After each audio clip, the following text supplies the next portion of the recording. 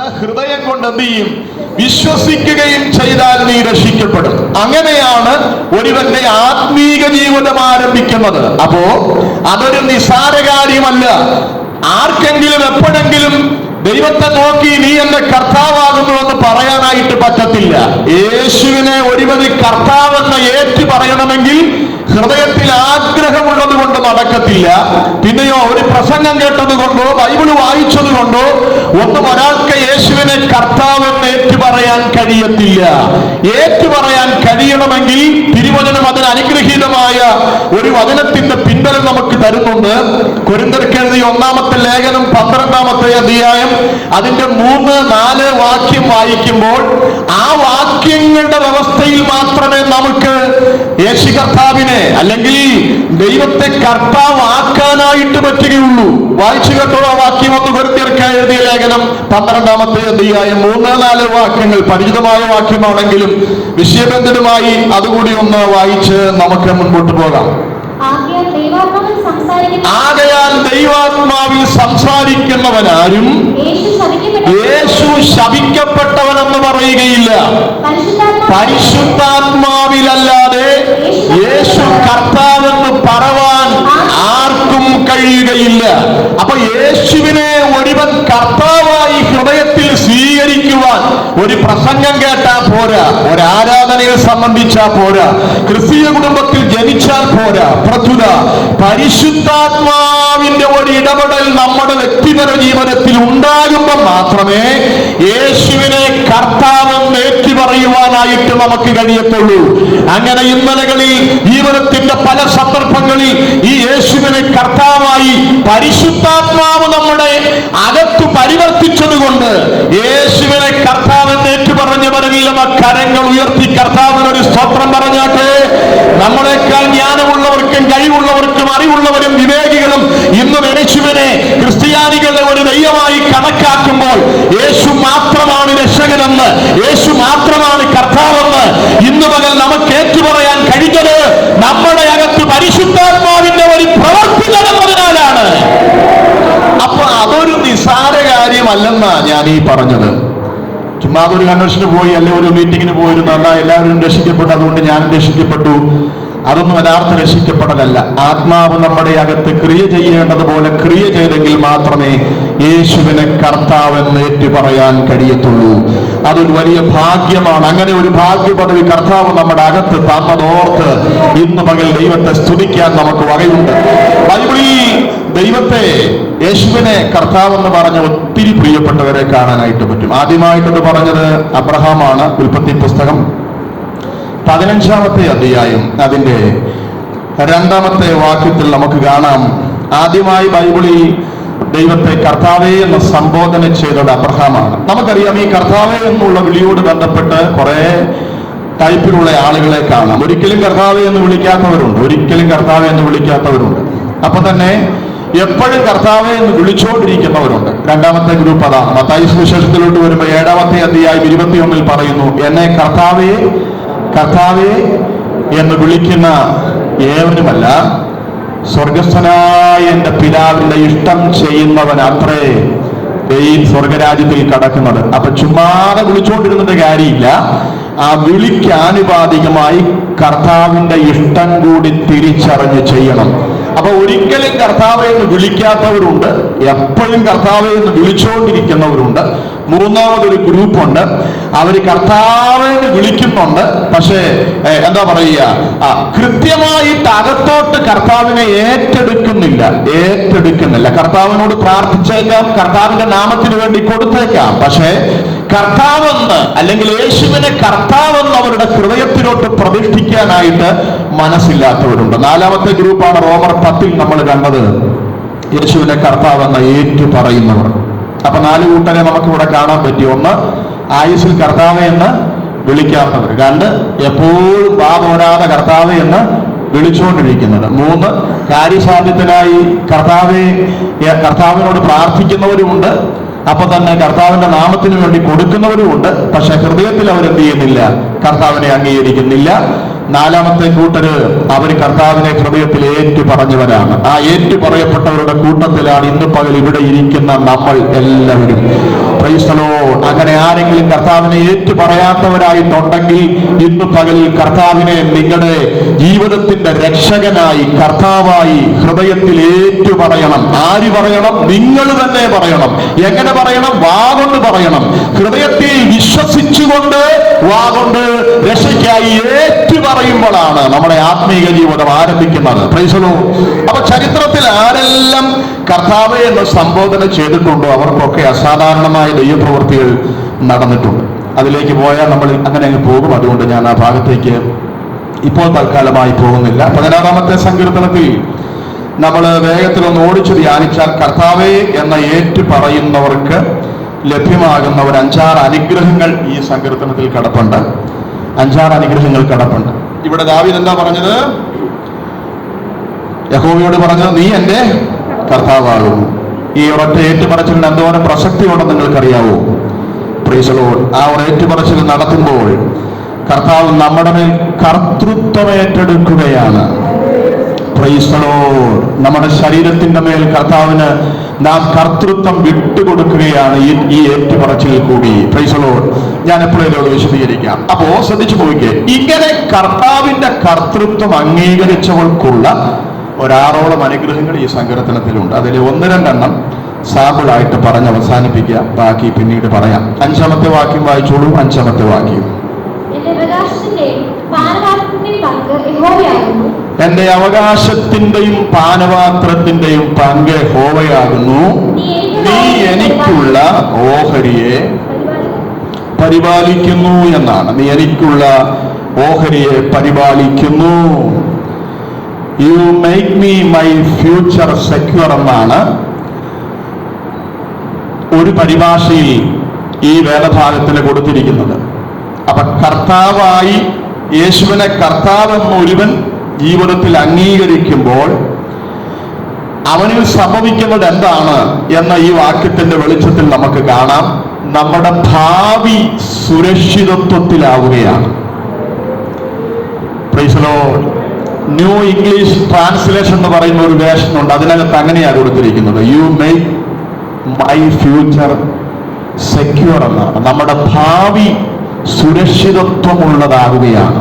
എപ്പോൾ നാം കർത്താവിനെ രക്ഷകനായിട്ട് യേശുവിനെ കർത്താവായിട്ട് നമ്മൾ അംഗീകരിക്കുമ്പോൾ, ഭാവി എന്ന് പറയുമ്പോൾ ഭൗതികം മാത്രം കാണണ്ട. പലരുടെയും ഭാവി അനിശ്ചിതത്വത്തിലാണ്. പക്ഷേ ഒരു ജീവനുള്ള ദൈവത്തെ സേവിക്കുന്ന യേശുവിനെ കർത്താവായി ഹൃദയത്തിൽ ഏറ്റെടുത്ത ഒരു ദൈവവൈദ്യന് ഭാവിയെ കുറിച്ച് ആശങ്കകളില്ല, ആകുലതകളില്ല. എത്ര പേർക്ക് ഞാൻ പറഞ്ഞത് മനസ്സിലാകുന്നുണ്ട്? വെളിപ്പാട് പുസ്തകം ഭാവിയിൽ സംഭവിക്കാൻ പോകുന്ന കാര്യങ്ങളെ മറനീക്കി കാണിക്കുന്ന അനുഗ്രഹിക്കപ്പെട്ട ഒരു ഗ്രന്ഥമാണ്. പ്രിയപ്പെട്ടവരെ, നമുക്കൊരു ശോഭനമായ ഭാവിയുണ്ട്. അത് ഭൗതികത്തോട് ബന്ധപ്പെട്ട് മാത്രമല്ല, നമ്മുടെ ഭാവി നമ്മുടെ കർത്താവിന്റെ കരങ്ങളിൽ ഭദ്രമാണ്. കരമുയർത്തി കർത്താവിനൊരു സ്തോത്രം പറയാം.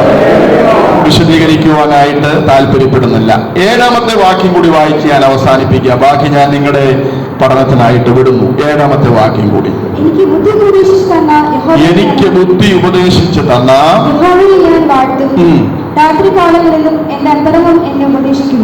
ന്യൂ ഇംഗ്ലീഷ് ട്രാൻസ്ലേഷനിൽ അതും കൊടുത്തിരിക്കുന്നത് കർത്താവെന്ന് നമ്മൾ യഹോവയെ അല്ലെങ്കിൽ യേശുവിനെ ഏറ്റു പറയുമ്പോൾ സംഭവിക്കുന്ന 2ാമത്തെ വിടുതൽ, അന്നു മുതൽ നമ്മുടെ വഴികാട്ടിയായി നമ്മളെ ഗൈഡ് ചെയ്യുന്നവനായി ആര് മാറും? നമ്മുടെ കർത്താവ് മാറും. അപ്പൊ ചുരുക്കി പറഞ്ഞാൽ കർത്തൃത്വത്തിന് വിധേയപ്പെടുന്നവന് പിന്നീടുള്ള നാളുകളിൽ വഴി പറഞ്ഞു കൊടുക്കുന്നത് വേറെ ആരുമല്ല, ആരെയാണോ നമ്മൾ ഹൃദയത്തിൽ സ്വീകരിച്ചത് ആ കർത്താവാണ് നമുക്ക് തുടർന്ന് മാർഗനിർദ്ദേശം തരുന്നത്, നമ്മളെ ഗൈഡ് ചെയ്യുന്നത്, നമ്മളെ വഴി നടത്തുന്നത് ഈ കർത്താവാണ്. എല്ലാവർക്കും വഴി പറഞ്ഞു കൊടുക്കാൻ ഇരിക്കുന്നയാളല്ല നമ്മുടെ കർത്താവ്. ആരാണോ യേശു കർത്താവിനെ ഹൃദയത്തിലോട്ട് കർത്താവായി അംഗീകരിക്കുന്ന സമയം മുതൽ അവനെ ഗൈഡ് ചെയ്യും, അവന് മാർഗനിർദ്ദേശം നൽകും, അവൻ പോകേണ്ട വഴി കാണിച്ചു കൊടുക്കും. ഹല്ലേലൂയ. അങ്ങനെ കർത്തൃത്വം അംഗീകരിച്ചവനെ നയിക്കുന്ന, ഗൈഡ് ചെയ്യുന്ന, വഴി കാട്ടുന്ന ഒരു കർത്താവ് നമുക്കായിട്ടുണ്ട്. രണ്ട് വാക്യങ്ങൾ ഞാൻ ചൂണ്ടിക്കാണിക്കാം. ഒന്ന് പഴയ നിയമത്തിൽ നിന്നും ഒന്ന് പുതിയ നിയമത്തിൽ നിന്നും. അതുകൂടി പറഞ്ഞ് അവസാനിപ്പിക്കാം. ഞാനിപ്പോ ഈ വാക്യം മാത്രമേ പറയുന്നുള്ളൂ. നമ്മൾ അതിനകത്ത് പ്രസക്ത ഭാഗത്തിലോട്ട് കയറുന്നില്ല. നിങ്ങൾക്കറിയാമല്ലോ, വാക്യം മാത്രമേ പറഞ്ഞു പോകുന്നുള്ളൂ. വിശദീകരിക്കാനുള്ള സമയക്കുറവുണ്ട്. യെശയ്യാ പ്രവചനം 30:21. കർത്തൃത്വം അംഗീകരിച്ചാൽ കർത്താവ് നമ്മളെ ഗൈഡ് ചെയ്യും, മാർഗനിർദ്ദേശം തരും, വഴി കാട്ടുമെന്നുള്ളതിന് രണ്ട് തെളിവുകൾ തരാം. യെശയ്യാവ് 30:21 പഴയ നിയമത്തിലെ ഒരു തെളിവ്. നിങ്ങൾ വലത്തോട്ടോ ഇടത്തോട്ടോ തിരിയുമ്പോൾ വഴി ഇതാകുന്നു, ഇതുവഴി നടന്നുകൊള്ളുവീൻ എന്ന ഒരു വാക്ക് പിറകിൽ നിന്ന് കേൾക്കും. കണ്ടോ, എത്ര കൃത്യമായിട്ടാ പറഞ്ഞിരിക്കുന്നത്. കർത്തൃത്വത്തിന് വിധേയപ്പെട്ടവരൊക്കെ തിരിച്ചറിയണം, നമ്മുടെ അകത്ത് നമ്മൾ യേശു കർത്താവിനെ കർത്താവായിട്ട് ഏറ്റുപറഞ്ഞിട്ടുണ്ടെങ്കിൽ ഇനിയും നമ്മളെ ഗൈഡ് ചെയ്യുന്നത് ഈ കർത്താവ, ഇനിയും നമ്മളെ വഴി നടത്തുന്നത് ഈ കർത്താവ, ഇനി നമുക്ക് മാർഗനിർദ്ദേശം നമ്മുടെ അകത്തിരുന്നു കൊണ്ട് തരുന്നത് ഈ കർത്താവാണ്. Price the Lord. അവിടെ അങ്ങനെ കൃത്യമായിട്ട് പറയും. അതിന്റെ തലേവാക്യം കൂടി ഒന്ന് വായിച്ചേ. കർത്താവ് നിങ്ങൾക്ക് കഷ്ടത്തിന്റെ അപ്പവും ഞെരുക്കത്തിന്റെ വെള്ളവും മാത്രം തന്നാലും ഇനി നിന്റെ ഉപദേഷ്ടാവ് നിനക്ക് മറഞ്ഞിരിക്കില്ല. നിന്റെ കണ്ണ് നിന്റെ ഉപദേഷ്ടാവിനെ കണ്ടുകൊണ്ടിരിക്കും. എന്ന് വെച്ചാൽ പച്ചയായി പറഞ്ഞാൽ ഒരു വേള ആഹാരത്തിന് കുറവ് വരാം, വെള്ളത്തിന് കുറവ് വരാം. കഷ്ടത്തിന്റെ അപ്പവും ഞെരുക്കത്തിന്റെ വെള്ളവുമൊക്കെ കർത്താവിന്റെ കർത്തൃത്വത്തിന് വിധേയപ്പെട്ടാലും ചില ഘട്ടങ്ങളിൽ നമുക്കിങ്ങനെയുള്ള അനുഭവങ്ങളിൽ കൂടി കടന്നു പോകേണ്ടി വരാം. ചുരുക്കി പറഞ്ഞാൽ ആഹാരത്തിനും വെള്ളത്തിനും ഭൗതിക ആവശ്യങ്ങൾക്കുമൊക്കെ ഒരു വേള കുറവ് വന്നിരിക്കാം. പക്ഷെ അവിടെ ഒരു ഉറപ്പ് നമുക്ക് തരുന്നുണ്ട്. ആഹാരത്തിന് കുറവ് വന്നാലും ആലോചനയ്ക്ക് കുറവ് വരത്തില്ല. വഴി ഏതാകുന്നു എന്ന് നിനക്ക് കൃത്യമായി നിന്റെ അകത്തിരുന്നു കൊണ്ട് നിന്നെ വഴി നടത്താൻ കരുത്തുള്ള ഒരുവൻ കർത്താവായി എന്റെ അകത്തുണ്ടെന്ന് എത്ര പേർക്ക് ഞാൻ പറയുന്നത് മനസ്സിലാകുന്നുണ്ട്. ഒരു വേള ചില ഇല്ലായ്മകൾ ലൈഫിൽ സംഭവിച്ചാലും ആഹാരത്തിന്റെ കുറവ് വന്നാലും യേശുവിനെ കർത്താവായി അംഗീകരിച്ചവന് ആലോചനയ്ക്ക് ഭംഗം വരത്തില്ല. ഹല്ലേലൂയ. അപ്പൊ ആഹാരത്തിന് കുറവ് വന്നാലും ആലോചനയ്ക്ക് ഭംഗമില്ല. വഴി ഇതാകുന്നു എന്ന് വെച്ചാൽ കൃത്യം വഴികളിൽ കൂടി നമ്മെ നടത്താൻ നമ്മുടെ അകത്തിരുന്ന് നമ്മുടെ കർത്താവ് ആലോചന തരുമെന്ന് വേറെ ആരും പറയണ്ട, പറഞ്ഞു കേട്ട് ഒരു ഗതികേടിനകത്ത് ചാടേണ്ട ഒരവസ്ഥ കർത്തൃത്വം അംഗീകരിച്ചവരില്ല. ആ ശബ്ദത്തിന് നമ്മുടെ കാത് ചായച്ചു കൊടുത്താൽ ഒരു കാടിക്കുഴിയിലും ചാടേണ്ടി വരത്തില്ല. നമ്മുടെ കർത്താവ് ചതിക്കുന്നവനല്ല, നമ്മുടെ കർത്താവ് കുഴി ചാടിക്കുന്നവനല്ല. മുമ്പിൽ ശത്രു ഒരുക്കി വെച്ചിരിക്കുന്ന കെണികളെ ആലോചന പറഞ്ഞ് നമ്മെ മാറ്റിവിടുന്നവനാ കർത്താവ്. ഹല്ലേലൂയ. പുതിയ നിയമത്തിൽ ഒരു വാക്കുകൂടി പറഞ്ഞ് അവസാനിപ്പിക്കാം. 1 യോഹന്നാന്റെ ലേഖനം 2-ാം അധ്യായം 27-ാം വാക്യം.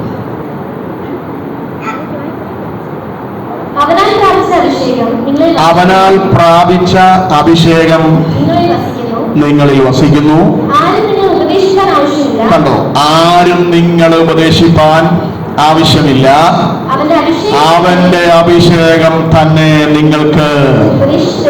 അപ്പൊ കർത്തൃത്വത്തിന് വിധേയപ്പെടുന്നവന് എന്താണോ ചെയ്യേണ്ടത് അതിന്റെ കൃത്യം ആലോചന നമ്മുടെ അകത്തിരുന്ന് പകർന്ന് പറഞ്ഞു തരുന്ന ഒരു കർത്താവ് ഉണ്ട്. ഹല്ലേലൂയ. ദാവീദിന്റെ ജീവിതം നിങ്ങൾ പഠിച്ചു നോക്കിക്കേ. കൃത്യം ഇടങ്ങളിൽ ആലോചന ചോദിച്ചപ്പോഴൊക്കെ ഈ ദൈവം ആലോചന പറഞ്ഞിട്ടുണ്ട്. ഗോലിയാത്തിന്റെ മുമ്പിൽ നിൽക്കുമ്പോൾ ഈ ദൈവം പറഞ്ഞു, ഇവിടെ വാളുകൊണ്ട് രക്ഷയില്ലടാ, കുന്തം കൊണ്ട് രക്ഷയില്ല, അവനെ തകർക്കാൻ വഴി ഒന്നേ ഉള്ളൂ, തോട്ടിലെ ഒരു കല്ല്. ഏത് പ്രതിസന്ധിയിൽ നാം അകപ്പെടുന്നു അവിടെ അതിനെ എങ്ങനെ ജയിക്കണമെന്ന് നമ്മുടെ അകത്തിരുന്ന് ആലോചന പറഞ്ഞു തരുന്ന ഒരു ദൈവമുണ്ട്. എത്ര പേർക്ക് ഞാൻ പറയുന്നത് മനസ്സിലാകുന്നുണ്ട്?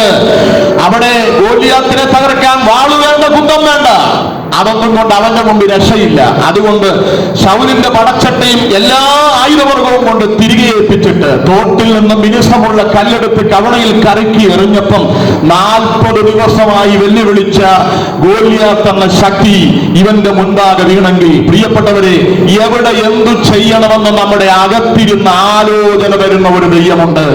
അതുകൊണ്ട് എല്ലായിടത്തും കല്ലൊന്നും ജയമാകത്തില്ല. ആകീഷിന്റെ അരമനയ്ക്കകത്ത് കയറുമ്പോൾ അവിടെ കല്ലെടുത്തെറിഞ്ഞു കൊന്നല്ല അവിടെ നാം വായിക്കുന്നത്. അവിടെ ദൈവം ഒരു ആലോചന കൊടുത്തു. ഇവിടെ ഇവിടെ നിന്ന് നിനക്ക് പുറത്തു വരണമെങ്കിൽ നീ ഒരു ഭ്രാന്തനെ പോലെ അഭിനയിച്ചേ പറ്റത്തുള്ളൂ. ചിലയിടങ്ങളിൽ ഭ്രാന്തനെ പോലെ ആകേണ്ടി വരും ചില കെടുതികളുടെ അകത്തുനിന്ന് പുറത്തു വരാൻ. ഞാൻ പറഞ്ഞതിന്റെ ചുരുക്കെടുത്ത്, എപ്പോൾ എന്തു ചെയ്യണമെന്ന് നമ്മുടെ അകത്തിരുന്ന് ആലോചന തരാൻ കഴിയുന്ന ഒരു കർത്താവ് നമുക്കുണ്ട്. ബാക്കി 4ഓളം കാര്യങ്ങൾ അതേ സങ്കീർത്തനത്തിൽ കിടപ്പുണ്ട്. നിങ്ങളുടെ പഠനത്തിന് ഞാനത് വിടുന്നു. നമ്മുടെ ആയുസ് കർത്താവെന്ന് ഏറ്റുപറയാൻ നമുക്ക് ലഭിച്ച ഭാഗ്യത്തിനായി അങ്ങനെ ഏറ്റുപറഞ്ഞതുകൊണ്ട് നമുക്ക് ലഭിക്കുന്ന അനുഗ്രഹീത പദ്ധതികൾ, അനുഭവങ്ങൾ, അതൊക്കെ നമ്മുടെ ജീവിതത്തിന്റെ ഭാഗമാക്കാൻ സർവശക്തൻ കൃപ ചെയ്യട്ടെ എന്ന് മാത്രം പ്രാർത്ഥിച്ചുകൊണ്ട് വാക്കുകളെ ചുരുക്കുന്നു. ദൈവം അനുഗ്രഹിക്കട്ടെ.